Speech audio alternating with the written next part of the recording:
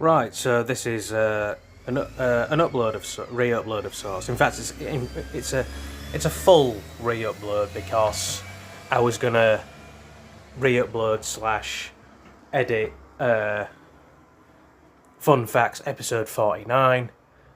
Um, you know, copied the title and clipboarded the title and the sources and the references, only to realise that I deleted it first before actually making it. So this is about the what were called the Rhineland bastards.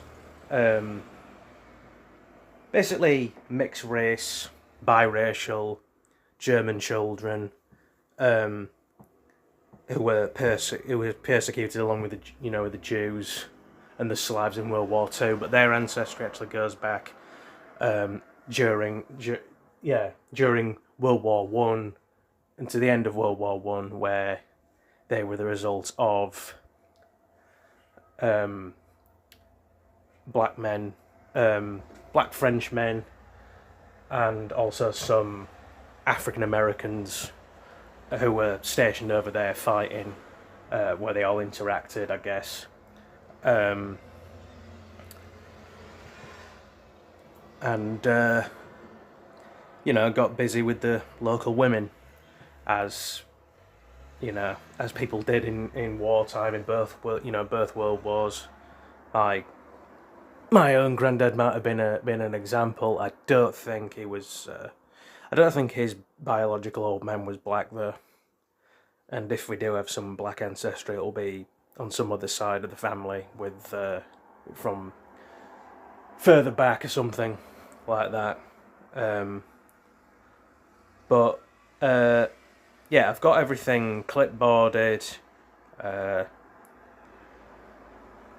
and also going to add some, and this will be better anyway because I'll put the images and stuff in there. I mean, I've noticed I've got a lot, significant more engagement through putting,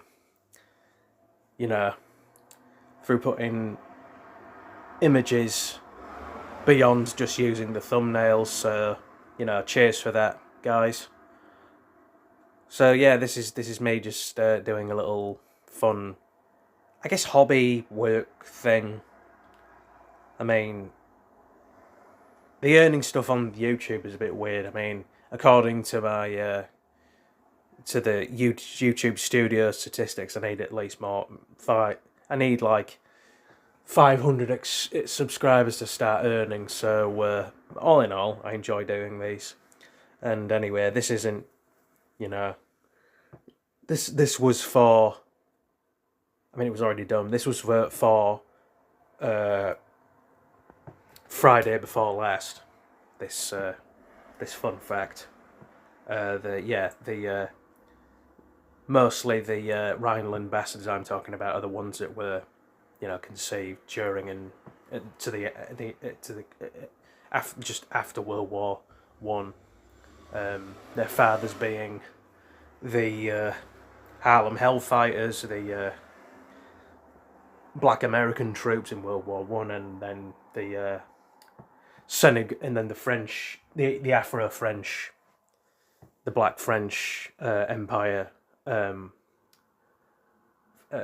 troops, the Senegalese Trilliers, I think that's how you pronounce it, or Trieliers, one of those things. I should really be asked using Google Translate more to pronounce things, but yeah, it's called procrastination. Certain things. Sometimes you can't be asked. Sometimes you have a bee in your bonnet, and a lot of the time I don't have a bee in a bonnet doing that kind of sounding words thing, unless I'm specifically learning a language, which I'm sort of not. But anyway, yeah, I'm just gonna get this done and upload it, and hopefully I'll get more engagement and likes, and any comments you want to discuss with me, any history geeks like myself, actual history you know, experts or people that are studying history degrees. I welcome all that. So I'll get this done and I'll see you.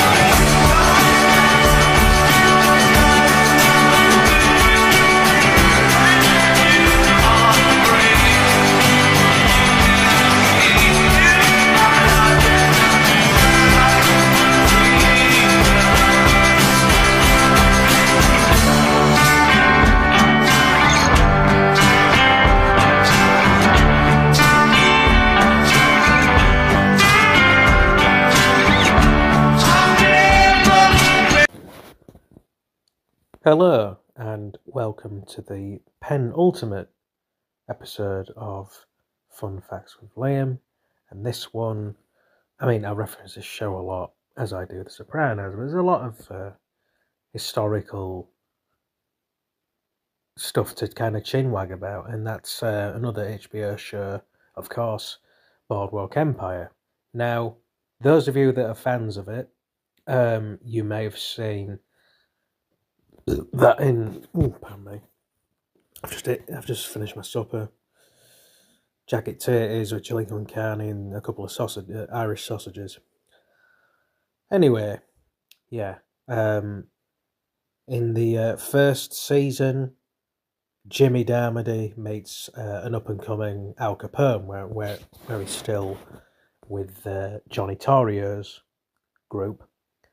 Al Capone, and this locale-wise, I suppose, is sort of related to the bloke I'm going to be talking about. Is that, Al Capone, if you know his story, he came from Brooklyn, and then he moved up north to Chicago and joined the 5 Points gang as a barman at a brothel run by Johnny Torrio and Big Jim Colosimo, who was Johnny Torrio's boss at the time, and then he got whacked in the show as well by Frankie Yale, another Italian gangster who was actually called Francesco Aioli. I think I'm pronouncing that right. Anyway, there's a couple of there's a bit in one of the episodes where Jimmy goes to Chicago, works as the token non-wop, as it were, I suppose. When they're having neighborhood disputes with Irish gangsters and Greeks, the Irish gangsters were encroaching on the Greek territory because that the area of Chicago that they were warring over was Greektown, as you of course may know, those of you that have watched it all the way through. But when they've done all the business, Al Capone keeps kind of taking the piss out of, or making light of Jimmy's World War I service. And he mentions he was in France, and eventually it comes to a point where Jimmy humiliates him right back, saying that, there was no lost battalion in France, but there was actually a gangster that is notorious for being actually held in a in a 1920 newspaper report, not too long after he was killed, Edward Monk Eastman, who was a New York gangster, mobster, whatever, same thing, who led a gang of cronies called the Eastman Gang. And he'd been, I mean, he was already into middle age when he was, when he served, I suppose. He would have been. He was born in 1875 and died in 1920. Like I said, it was death. Sorry for the umming and ahhing. I sound like a valley girl. But he was already notorious in his 30s for being in mob wars in 1901 and 1902 and pretty much all of the early 1900s, and then when America entered World War One, he was right there. Very useful and valued for his for being, a good shot and overall hard bastard. So pretty much comparatively, Al Capone did the stolen valor kind of thing, I suppose. Would it be stolen valor? Yeah, he lied about it, so it'd be stolen valor. There's other things that get you done for or tied with the whole stolen valor thing. Not counting, of course, the recent news with that very unwell gentleman, I suppose, that from my side of the pond, with his medals, and even going so far as as to do ceremonies at castles and military state buildings or whatever they would have been. But yeah, Eastman actually did serve. I mean, Al Capone outlived him by 28 years, but because he was killed in a gang war. But I mean, Eastman was killed in a gang war, but Eastman actually served and came back from World War One. Probably a war even more awful, probably in some ways than the Second World War. So yeah, that was the. I mean, I'll put the references in there as well, of course, where people have reported on it as well. But yeah, this was a kind of a I think the theme in the back of my mind is inspiration. So that this was inspiration, and I was kind of mulling over, previous day and day before,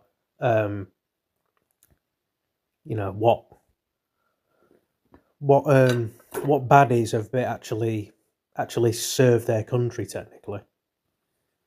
So yeah, that's it for the penultimate episode of Fun Facts with Liam of this week. And of course, fourth one is going to be an absolute belter.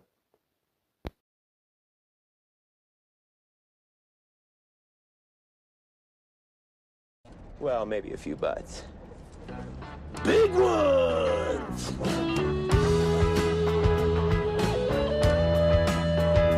American woman, stay away from me.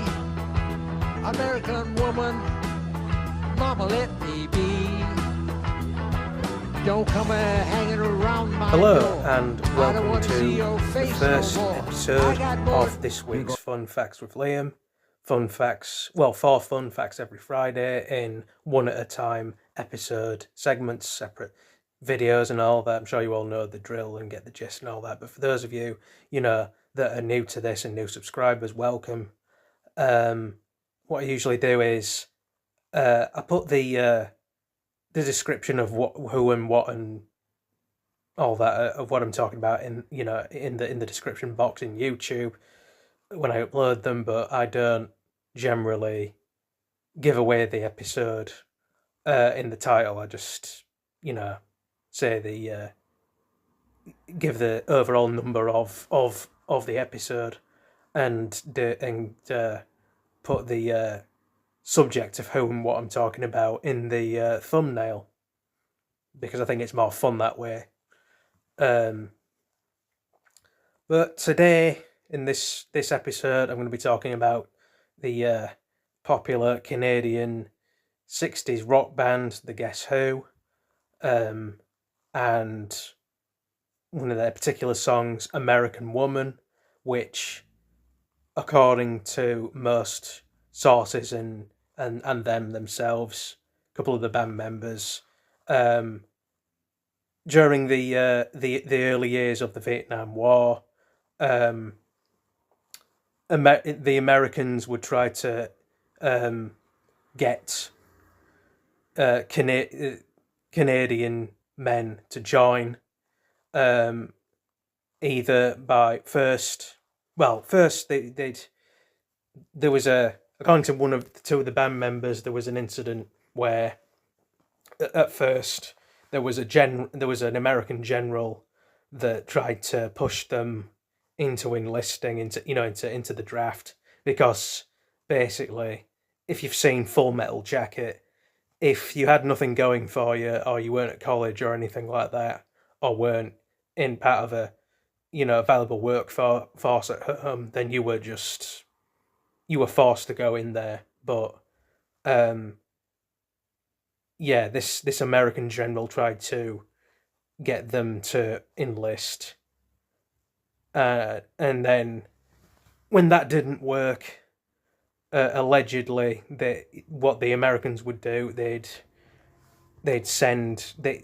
women who worked for uh, the U.S. military would go over north of the border into Canada, and kind of flirt and try to entice the young bucks, basically the lads, into serving for them, into drafting, because military types are sexy kind of, it's like it's they'd be proper men, from boys to, the expression from boys to men. So and then the other, apparently the other other um interpretation of the song is just that, one of the band members had a casual relationship with an American woman, but mostly it's to do with the given the timeline, um it's mostly to do with the attempt of recruiting Canadian men to fight alongside the Americans in the Vietnam War. So yeah, not anything else to say about that. So yeah, I'll see you in the next ones.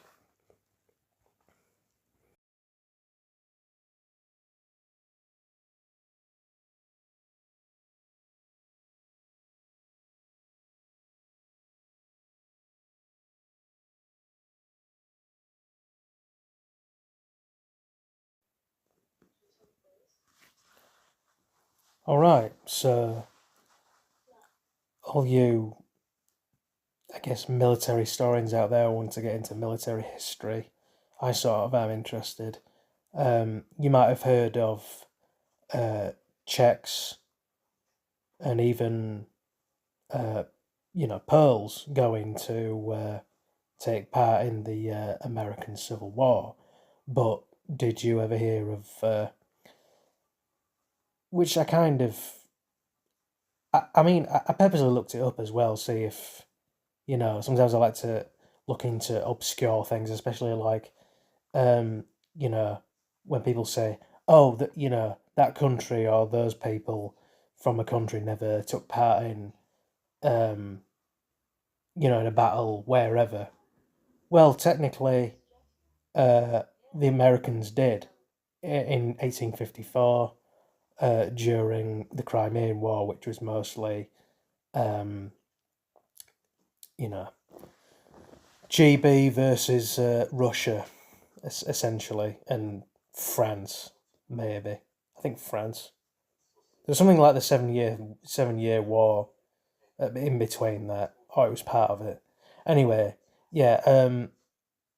The Americans weren't officially there as part of the war, but what happened was, um, a lot of there were surgeons, slew of surgeons, quite a lot of them, um, going to help the wounded, and also working alongside Russian military surgeons.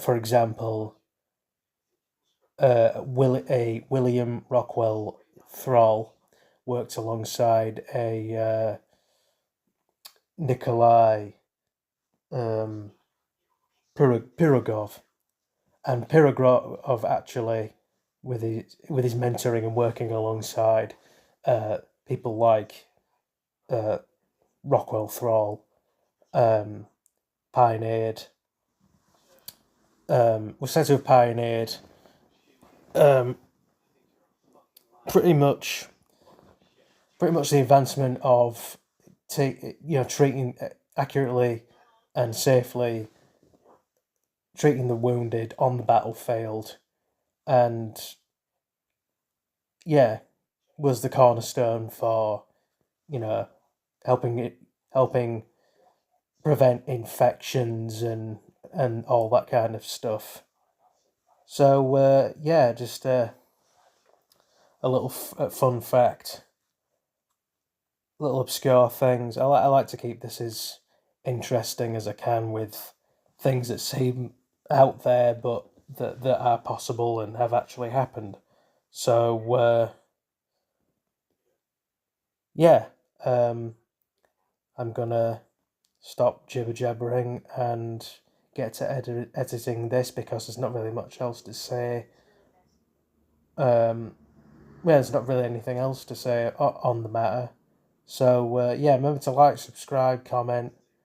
I see that someone's already viewed my first episode of the week, so thank you, whoever you are, and I'll see you in the fourth and final episode. And after that, I might be going for a kip. That means sleep.